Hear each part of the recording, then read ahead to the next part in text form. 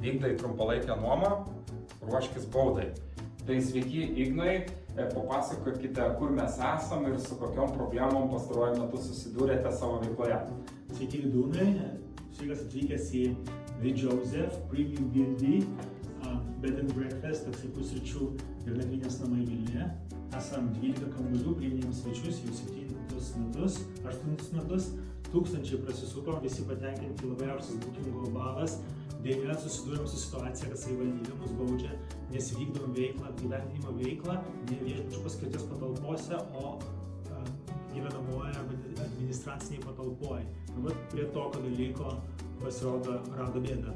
Vykdo trumpalaikę nuomą per Airbnb arba Booking.com platformas ir tą daro gyvenamoji paskirti, yra potencialūs pažeidėjai ir Vilniaus miesto savivaldybė jiems gali išrašyti administracinę nuobaudą.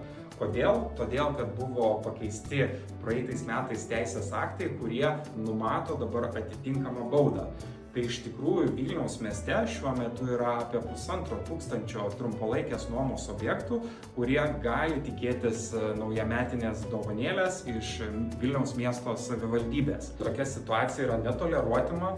Mes esam parengę atitinkamus raštus tiek į aplinkos ministeriją, tiek į Vilniaus miesto savivaldybę, kad šis klausimas būtų sprendžiamas ir visi trumpalaikės nuomos savininkai, kurie vykdo trumpalaikę Vilniaus mieste nuomą, ne tik kad nebūtų baudžiami, tačiau atvirkščiai būtų skatinami ir jų veikla iš esmės yra smulkus verslas, kuris Vilniaus mieste turi puikiausiai ir be jokių apribojimų gyvuoti.